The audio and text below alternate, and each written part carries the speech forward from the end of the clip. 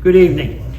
I am John Abel, and I am very happy to welcome all of you to the September installment of Third Thursday. So I want to thank Holly Dennis and all the folks here at the Community and Cultural Center for hosting tonight's event. We have a very interesting topic, and we have a very interesting speaker. Mr. Jeffrey Wright, Stroudsburg attorney and historian who specializes in local African American history. He has served on various boards and has been president of the Stroudsburg Little Bethel Association, the Pennsylvania Snow Sports Museum, the Monroe County Historical Association, where he was honored as a Volunteer of the Year in 2020, and he is the founder of the Eastern Monroe Public Library Foundation. He has authored several booklets and articles, and in addition to all of that, he's a very fine gentleman. Please welcome Mr. Jeffrey Wright.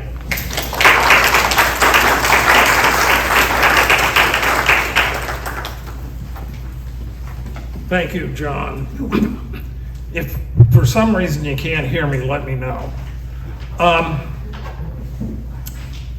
In 1776, where we're at tonight, was Lower Smithfield Township, Northampton County, Pennsylvania.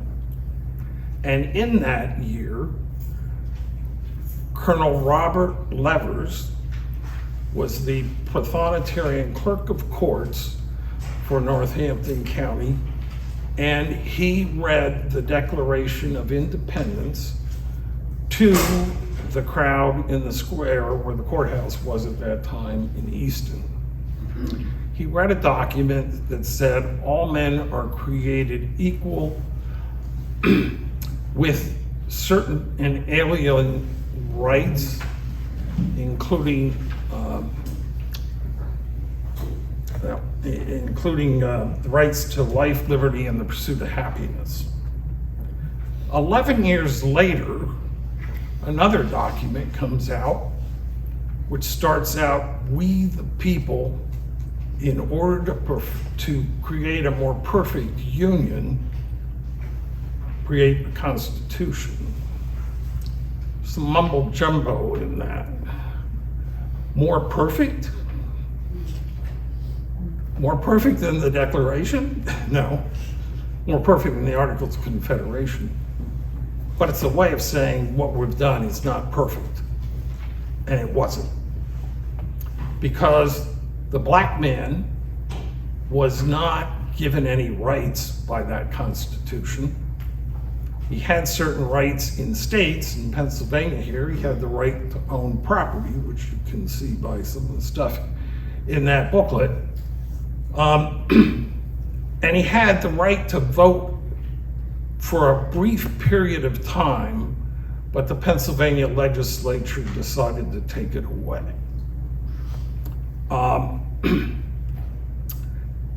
And although he was counted for the purposes of deciding how many representatives were in the House of Representatives, those black men did not get representation. The representation was of white men. And to make it even worse, 3/5 of the slaves were counted as a citizen, but they certainly didn't get any vote either. So until the Civil War ended, the black man did not have a vote. And also, the Indians had no rights except what they were able to negotiate when they made treaties to sell the whites land. And, of course, half the population was left out, which was women, both black and white.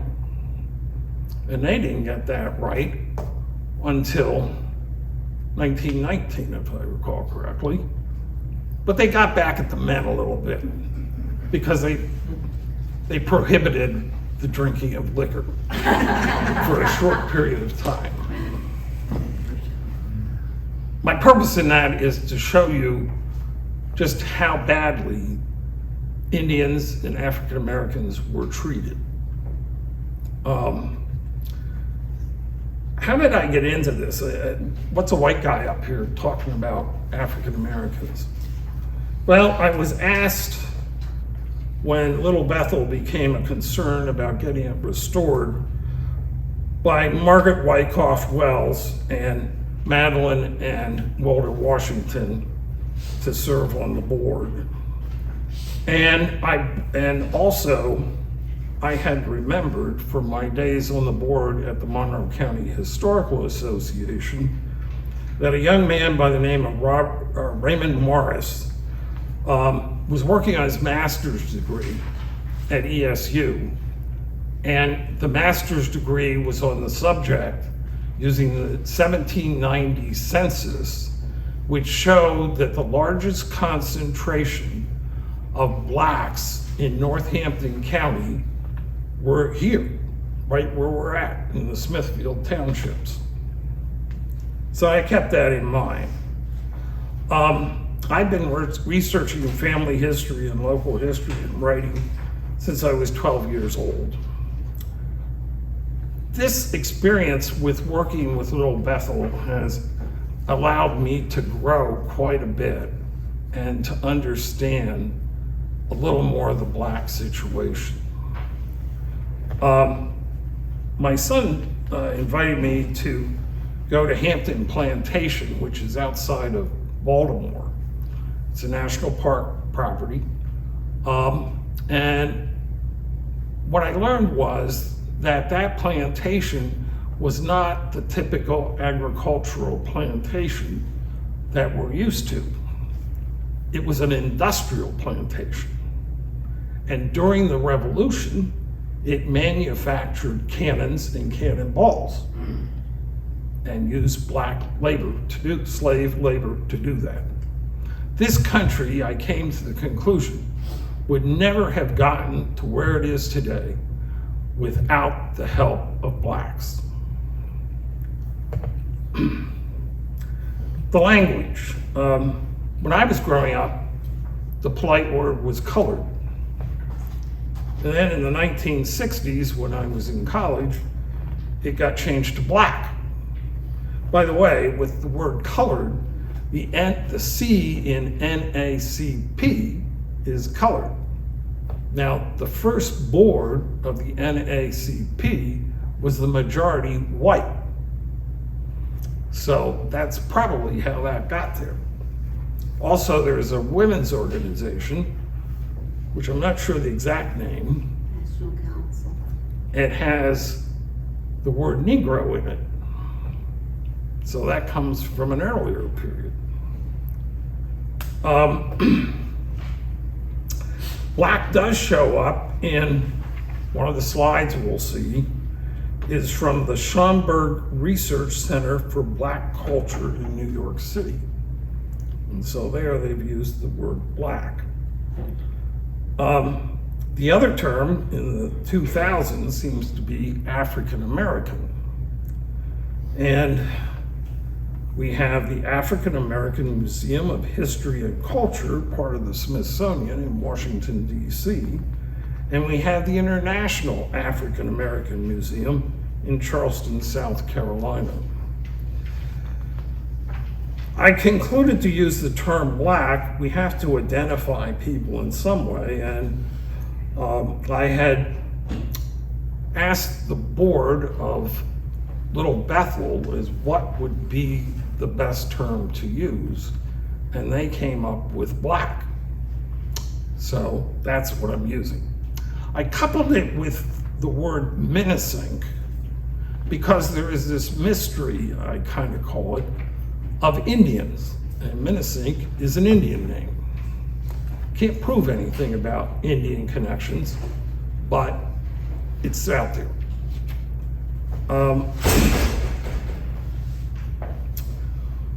Where did they come from? Africa, of course. By the way, Benjamin Rush preferred the use of the word African. On that map, if you look at where there's an indentation into Africa, Guinea, some of the people we're going to be talking about came from there in particular.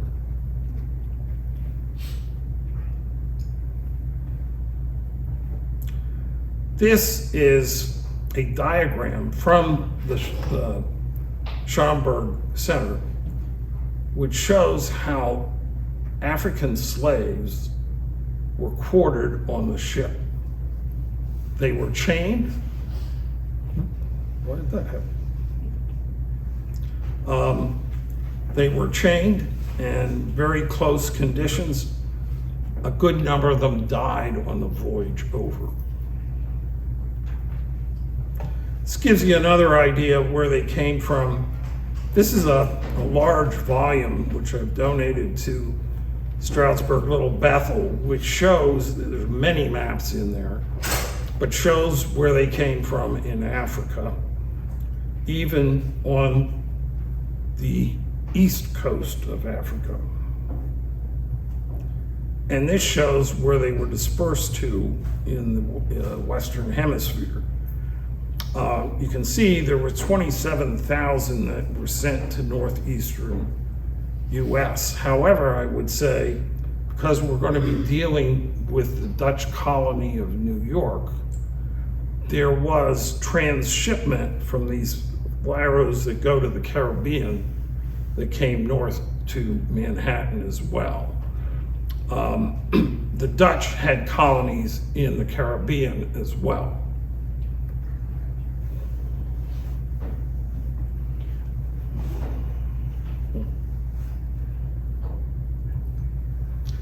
So they came into Manhattan, and from there they were dispersed up the Hudson River, in the case of where we're at today, to Kingston, New York. And there were many Dutch settlers in that area who were the first settlers in this valley where we are today. And that was in 1725, and they brought their slaves with them. They also went into New Jersey.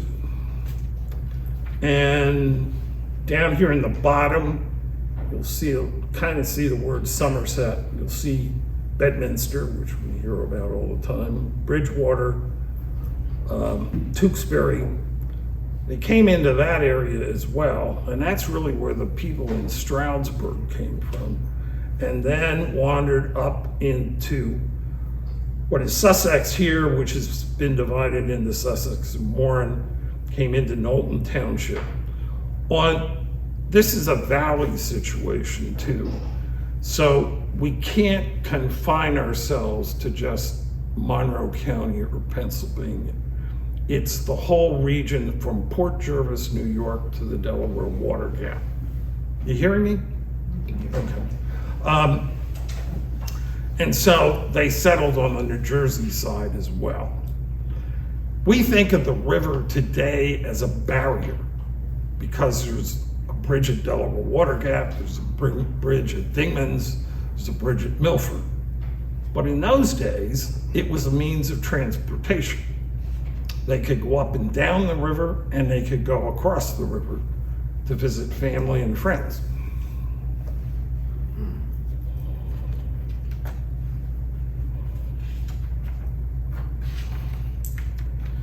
The areas covered today, in present day, are in Sussex and Warren counties, New Jersey, and Pike and Monroe counties, Pennsylvania.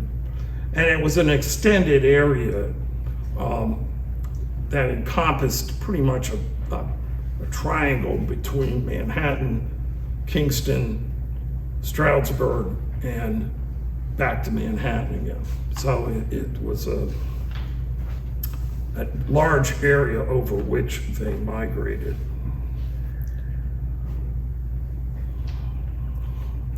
want to talk a little bit because in this topic, there's a lot of stuff floating around out there that isn't necessarily true.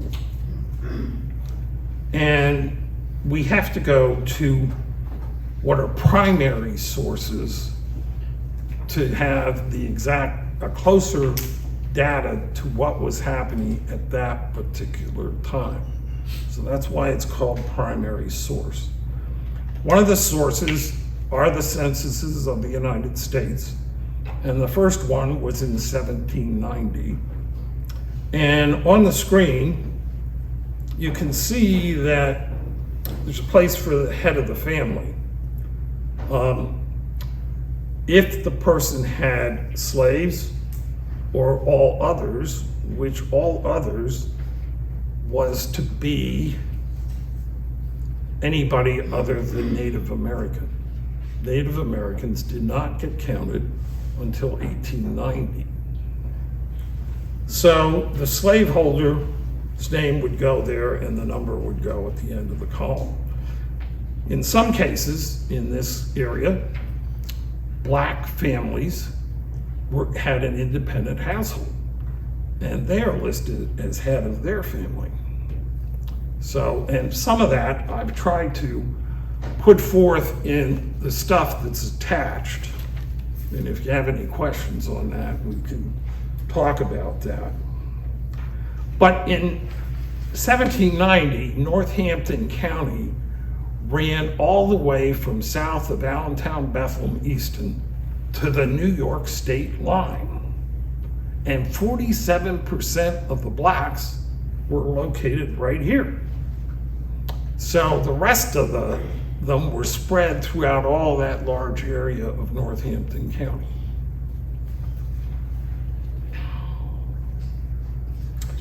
Well, unfortunately, in New Jersey, the early censuses were destroyed. And we only have them from 1830 to 1880. All the censuses were destroyed for 1890. And then they pick up again in 1900. And on Ancestry, they come up to 1950.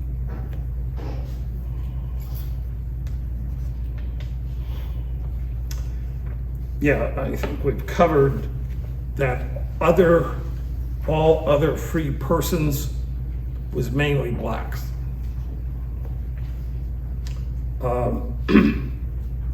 The names that we have that are other free persons in this area are Huffs, Haynes, and Rays.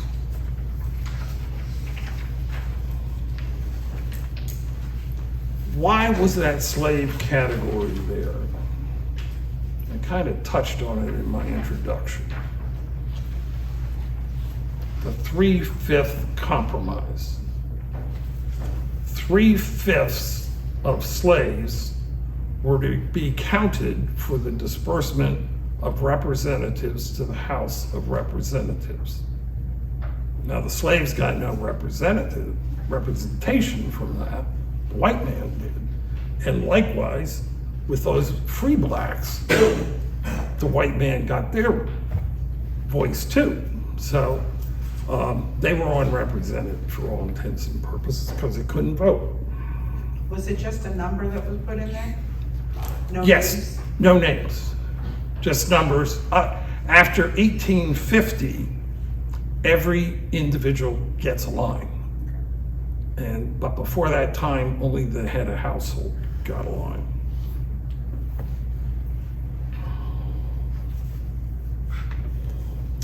In 1850, as I said, everybody gets a line. And there's a column in which the census taker put W for white, B for black, and M for mulatto.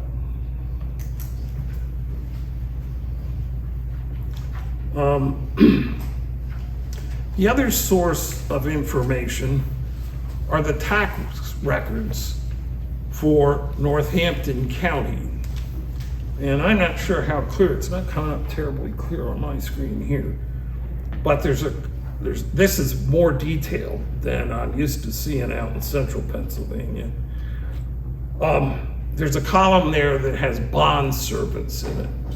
A bond servant was generally a white person who the taxpayer had paid to come to America. Or it could be somebody who was indentured for training in a craft. But there's another column that says Negroes and mulattoes. That's the slave column. So when you're looking at tax records, the word Negro has a meaning because that means slave.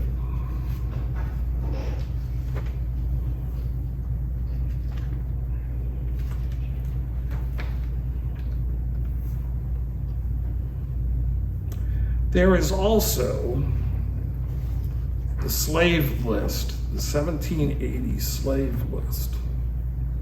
Now think about that, 1780. We talked about 1776 when we started, and we talked about 1787. So this is in between. Pennsylvania in 1780 enacted a law for the gradual emancipation of slaves. It was gradual. What they had to do, and this is a compilation, out in central Pennsylvania, there are little petitions because they had a petition if they were going to continue to hold that person as a slave. If they didn't file that petition, the slave was released. So this was a compilation about 1780. But there must have been somewhere, likewise in Northampton County, these little petitions. And those petitions could be filed up until in the 1830s. The people were still holding slaves in Pennsylvania.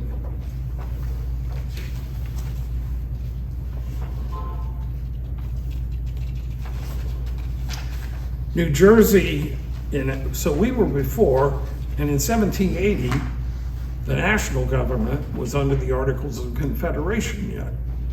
So we were ahead of the curve in Pennsylvania, mainly because of Quakers that helped with that.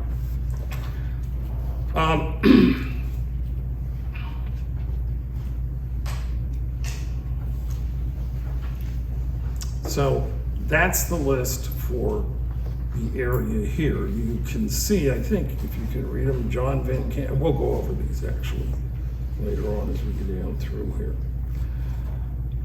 Secondary source, or other primary sources are church records. I'm not going to go through all these, but I was kind of surprised when I started doing this research about how much of this was in Lutheran church records. But the important one, and the one I'll highlight for here, are the Dansbury diaries. The Moravians kept diaries in which they recorded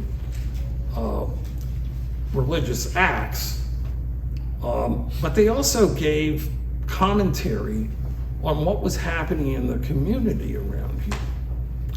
And the index to that starts out because blacks didn't have last names by and large. Indians didn't have last names by and large. So it starts out blacks with first names under it and Indians with first names under it. But note, that ends in 1755. Why is that? What was going on? The French and Indian War had attacked the Dansbury mission in Stroudsburg, and the Moravians never came back to minister this area. They were also at that time getting involved in community living at that point. So one of the things when we talk about Indians, there obviously were Indians, and by the way, in the Dansbury diaries, there is a marriage between a black man named Anthony and an Indian woman. It's the only reference I've ever found. And what happened to them, I don't know.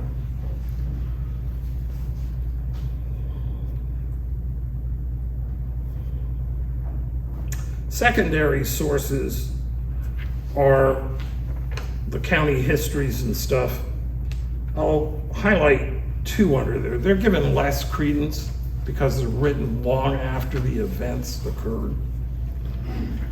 And one is The History of Monroe County, Pennsylvania During the Civil War by Leroy Jennings Kohler, who was the president of the university, I think, or what was then the normal school, and it was published in 1950.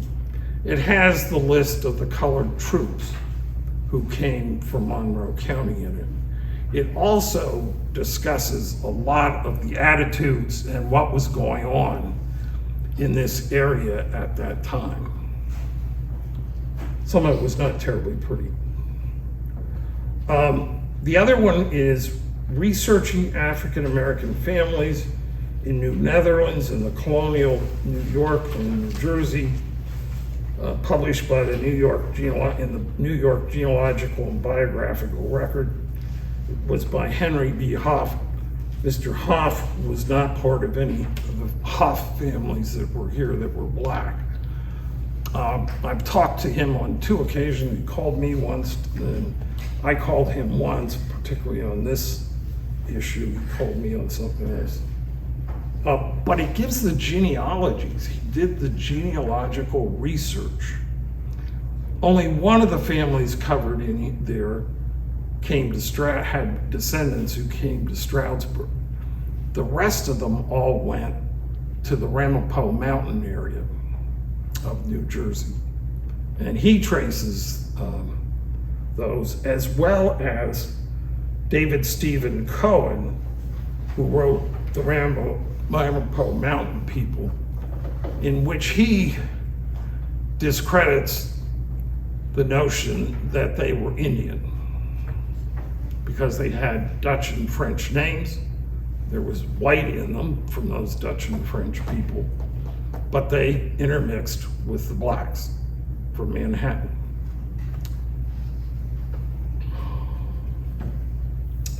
Culturally, there's a problem here in names. The Dutch practiced patronyms, which means, an example that is usually given is Claes Martensen van Rosenfeld, which translates to Nicholas, son of Martin from the rose field. Not all Dutch families had a location, a van to their name. And so if Nicholas or Claes had not had a name after him and he had a son, his son would be John Clayson. And there are dictionaries to trace some of that out for the Dutch colony that do that. But the man who came that's connected with the Stroudsburg area is A. Ray Van Guinea, which translates to Aaron from Guinea, which was on that map that I showed you up front. His family did not keep the Van Guinea. Instead, he had a son, Adam, who became Adam A. Ray. And over the years, A. Ray got changed to Ray. And that's the name that came to Monroe County.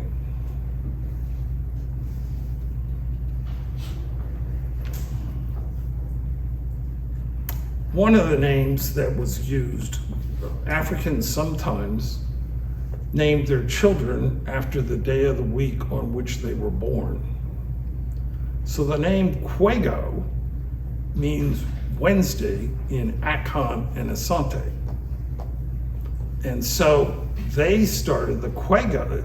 Mr. Quago, when he had children, his children started to take Quago as the last name. And they came to Stroudsburg too.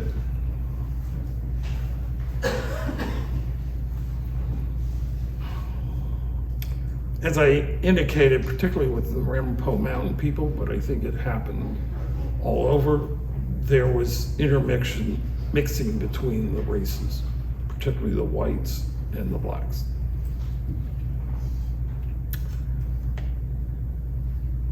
The center, the town, or the Manhattan, is the center of a lot of this.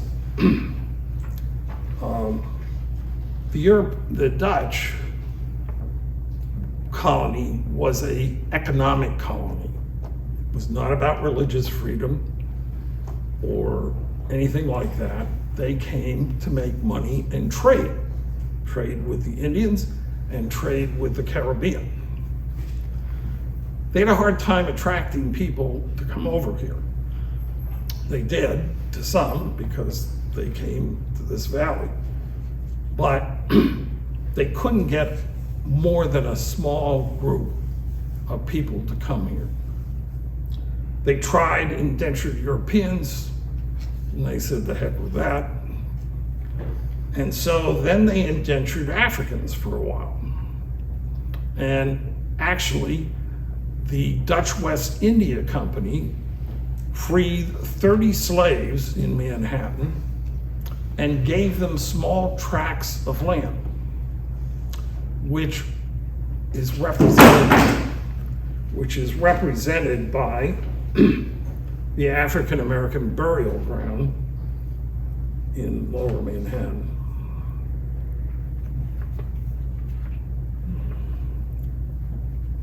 The thing that got me a little bit there when I visited there was they mainly talked about slaves, but there was a large population of free blacks in Lower Manhattan. And as a matter of fact, one of my ancestors had a farm where the grid starts in Manhattan. And the person on the south side of him was Anthony Congo, a black man, who actually was a black man that I believe had belonged to Peter Stuyvesant, and Stuyvesant had freed him and gave him that piece of land. So eventually they resorted to slavery. There is, and when you read New Jersey and New York, there was some laws which allowed for the enslavement of Indians. And some authors kind of use like search and replace, because they keep repeating that phrase over and over again. I have a little trouble with that. Because the Native Americans said, we know this area, we don't have to stick around. I mean, it's essentially the way I think that happened. The Africans they didn't come here with a blank slate in their head.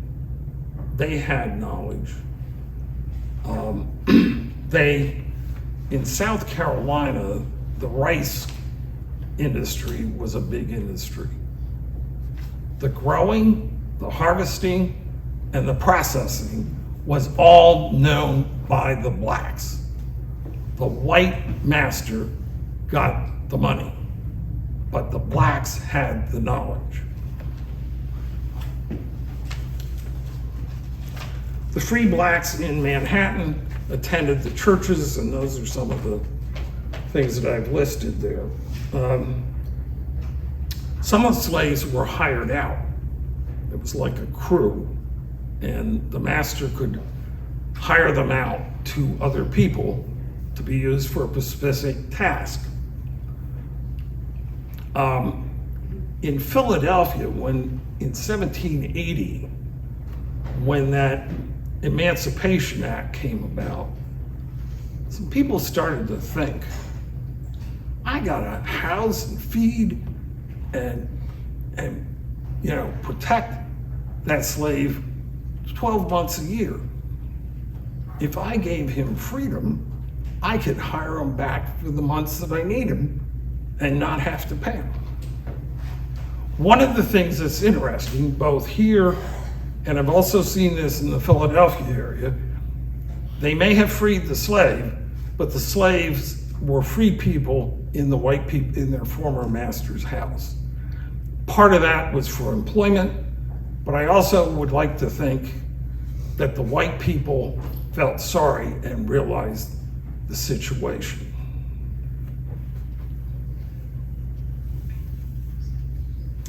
One of the places I visited, it's between Manhattan and Kingston, is Phillipsburg Manor, which is in Sleepy Hollow, New York.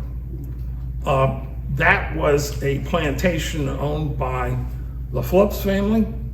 They only came there occasionally. They had a white manager there, but everything else was done by the blacks, including the millwright, which takes technical knowledge on how to handle a mill and how to grind grain. He was black. Phillipsburg Manor has started a program to collect the names of slaves, to give them names. It's a thing called People Not Property, Stories of Slavery in the Colonial North. As I said, the people who came here came from Kingston, New York in 1725. It was a mixed group. It was Dutch, French, German, Danish, and even Spanish. They needed the slaves to clear the land. That's why they brought them with them. And then once they were here, they needed them for agricultural purposes as well. As I said, there's a parallel location to the Minisink, and that's the Ramapo mountain area that's on the line between New York and New Jersey. And you'll see there, and there's a couple here that's from that area, and they recognized all these names that are listed there because they grew up with them. A. Ray Van Gitty, back to him, he was a wealthy black man. He actually financed some of the Revolutionary War. He donated the land and helped organize what became Zion Lutheran Church. It's in Tewksbury, New Jersey. That today is a very horsey country, and Jackie Kennedy used to go to an inn across the street from this church.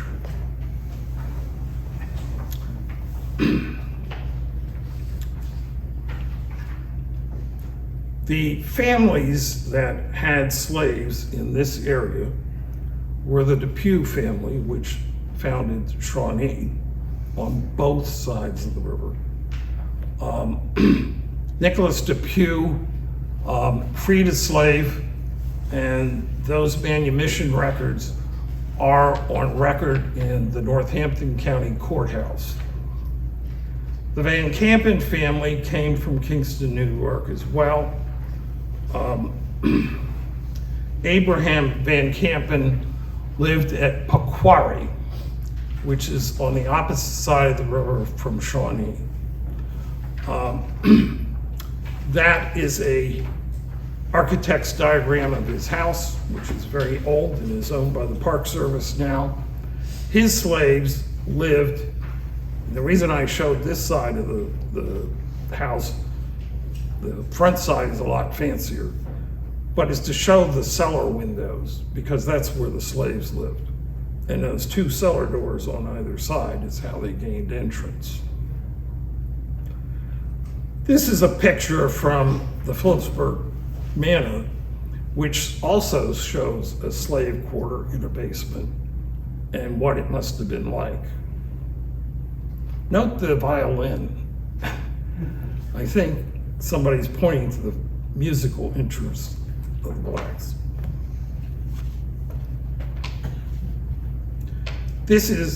Abram had a nephew, Isaac Van Campen, that lived a little further north on the river. He had what is now known in the park as the Van Campen Inn. John Adams, on his way from Boston to Philadelphia, often stayed there. Horatio Gates stayed there. But the slave quarters and it's no longer standing, is that low wing to the side. That's where the slaves lived. So you can see that a lot of these were living in the same building with the whites.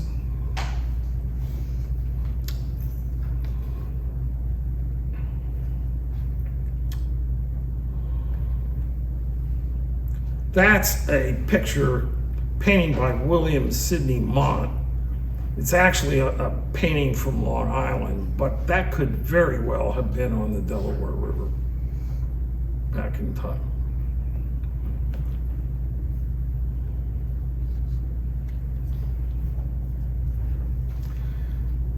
Isaac Van Campen freed his slaves, 4 of them. Daniel Adam Enos, who took the name Johnson, and that's part of the name, one of the names in the Stroudsburg area as well, and Sophia. That is the house that Enos Johnson built for himself after he was freed. It's now falling apart because the Park Service doesn't keep much stuff up. Behind the Van Campen house, about 1/4 of a mile, is a black cemetery. Probably about 15 years ago or more, Barbara and I visited that cemetery. At the time, the Park Service had hired somebody to go in and mark the graves. There's no monuments in there. There's no stones with anything on them. But they were, by surveying techniques, were able to find where bodies were buried. We came out of there with ticks, as I recall.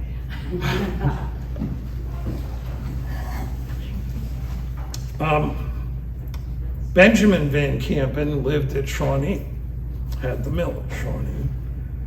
And this is an excerpt from his will, which says he gave everybody to, all the slaves, to his wife in the following manner: Pompey and Diana to be at her disposal, Roger, Jude, Lucy, Anthony, Ann, Mary, Betty to serve my wife till such time as they respectively become 28 years of age, at which point they are to become free. Pompey is a name which appears on some of these census lists, and I suspect it says Pompey Paston. Somebody's here by Poston. Whether or not that has anything to do with Poston or not, I don't know. He only shows up once in the census, and I suspect he's that Van Campen slave. We don't know a lot of what happened to those slaves. There's not very much other than the Johnson thing and possibly this Pompey. We don't know what those, what happened to them. Most of the people that came into the Stroudsburg area were free slaves, free people, free blacks. The Broadhead family came from Kingston, New York. They had slaves. The Van Auken family came from Kingston, New York. They had slaves. The Shoemaker and Schoenmaker family came from Kingston, New York, and had slaves. The Stroud family, however, came from Hunterdon County, New Jersey, and had slaves. The DeWitt family came from Kingston, New York. They all had slaves. If you remember that map that showed from Kingston, New York to the Delaware Water Gap, from Port Jervis to Kingston, New York, there were 3,800 and some slaves in 1790. And the families that had them are the same families that had these. The free black families were the Ray family in Stroudsburg. The Huff family came from central New Jersey. The Haynes family, I don't know where they came from. The Quago family came from central New Jersey. The Johnson family was freed by the Van Kempens. The Henry family came from New Jersey, and Pompey Kingston probably was the freed Van Kempen slave. By 1800, these families were starting to move into the Stroudsburg area. The Quakers supported the Underground Railroad, and Stroudsburg was a station on the Underground Railroad. But the Methodists also were interested in the blacks. St. George's Church in Philadelphia, which was the main Methodist church, welcomed them, but they had to sit in the balcony. And a man by the name of Richard Allen, who was a black man, tried to pray on the ground floor and was removed. And from that point, the blacks left St. George's Church. They formed another congregation, which was Bethel, which eventually became Bethel African Methodist Episcopal Church. They left the Conference of the Methodist Church and formed their own church group. The Episcopals likewise had situations like that, and the man who was involved with that was Absalom Jones. And Jones formed an Episcopal congregation, but it never left the Episcopal diocese. Benjamin Rush, in 1793, Philadelphia had a really hard time with a yellow fever epidemic. Benjamin Rush was put in charge of that. However, his bloodletting didn't help people very much. But the blacks were the people who cared for the whites in that case and buried a lot of the whites. It was originally thought they were immune, but by the time the epidemic ended, they were also dying. In 1853, the African Methodist Episcopal Conference started a mission congregation in Stroudsburg. And in 1855, Abner Kirk and Elizabeth Kirk, his wife, mulattoes, for $30 deeded property on what is now 3rd Street in Stroudsburg, on the east side of 3rd Street. The present Little Bethel is on the west side. The deed was to Sydenham Walton, Richard Staples, and John M. Stokes, all white men, in trust for the use of the colored people of the borough of Stroudsburg for meeting and school lot by the name of the African Methodist Episcopal Church. It is said that a log church was built on that lot, which was later moved to be next to the brick church on 3rd Street. Sydenham Walton was a Quaker, and he was a conductor on the Underground Railroad. Richard Staples was a Methodist and a lawyer, and patriarch of the Stroudsburg, one of Stroudsburg's most progressive families. And John N. Stokes was a Quaker as well. Why all white men? I don't know. I don't have an answer for that. Blacks could own property, but maybe they couldn't own it as a group. Maybe that was the problem. Or was it to protect the building from being burned? That's the other thing. In 1859, the congregation had 22 members. In 1864, during the Civil War, membership had declined to 12. And every able-bodied black man served in the colored troops from Monroe County. not to be said for the whites. On the screen is a picture of the plaque in front of Stroudsburg Little Bethel that shows those colored troops. When those men returned, they decided to build the church on another lot. And in 1867, Samuel Huff, John Quago, and Ira Huff, all blacks or mulattoes, trustees of the African Methodist Episcopal Church of Stroudsburg, purchased for $125 from Richard Staples and Mary Ann Staples, his wife, a lot on the west side of what is now 3rd Street, which still extends all the way to 5th Street. And on the map that's up now, that dark area between Antelomic and doesn't tell you what the other road is, that's the lot. James Ray is to the north, Henry is to the south, the Kirks are across the street, and down the street further is Quago.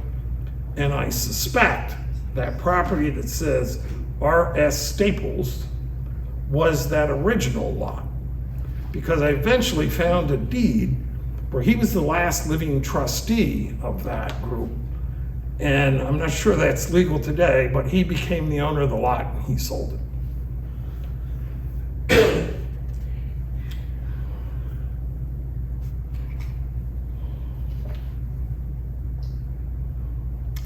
That's a picture of what 3rd Street looked like before the 55 flood. This area was pretty much wiped out in the 55 flood.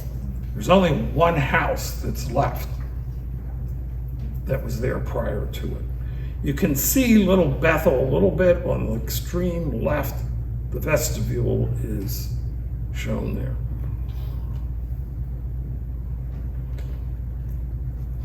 The trustees in 1867 petitioned the court of Monroe County for the incorporation of the African Methodist Episcopal Church of Stroudsburg. The trustees were accountable for ensuring the successful implementation of the regulations and religious practices of the African Methodist Episcopal Church.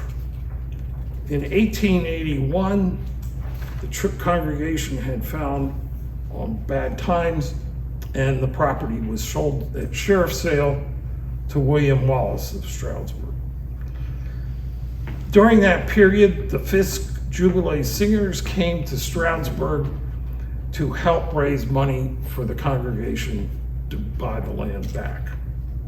In 1883, William Wallace and Harriet Wallace, his wife, sold the church and lot for $150 to Sanford Haynes, Samuel Huff, and Ira P. Huff as trustees of the African Methodist Episcopal Church. In 1900, half of the congregation withdrew from the church and formed the Christian Alliance Church, which is still in existence down the street. In the actually it might have been in the 1920s. In 1930s, Walter Thomas Stewart was the minister at Little Bethel, and he built a parsonage that originally was on the side of it. It has since been torn down. About 1972, the congregation disbanded, and other groups used it from time to time. That's a picture of Little Bethel as it looks today.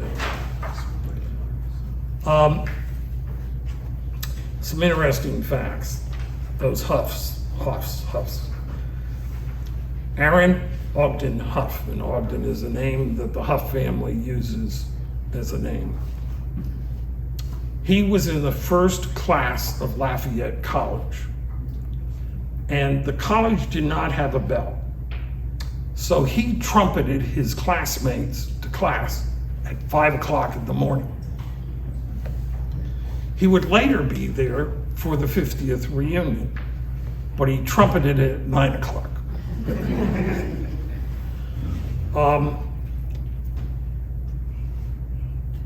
There were 42 class members.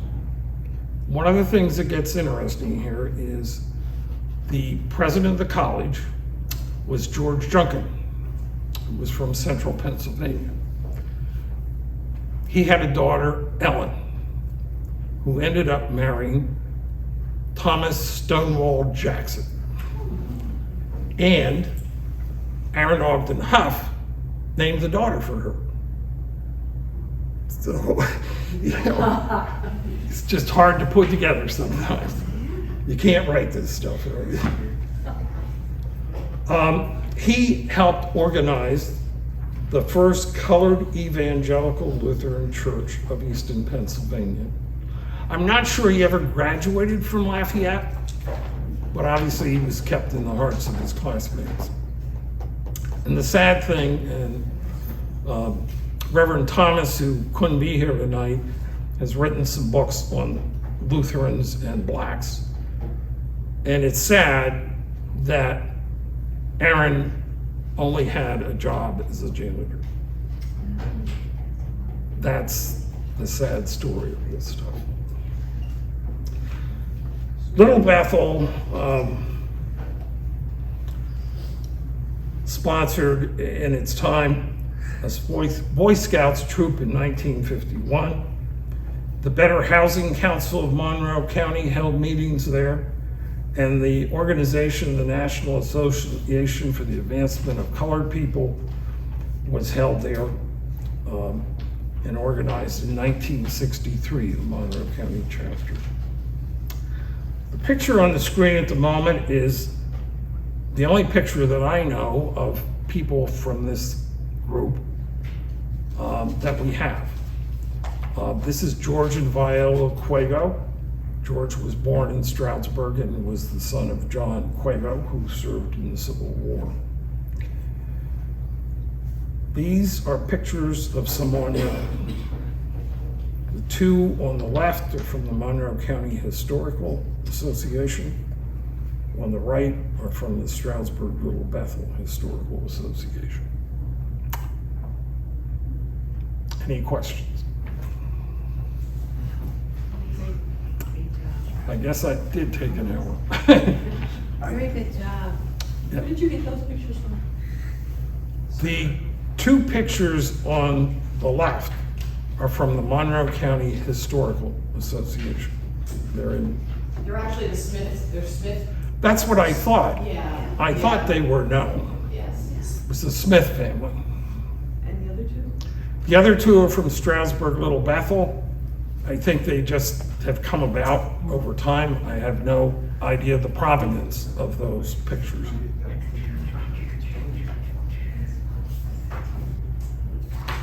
Okay. Jeff, very Thank you. good. Very good.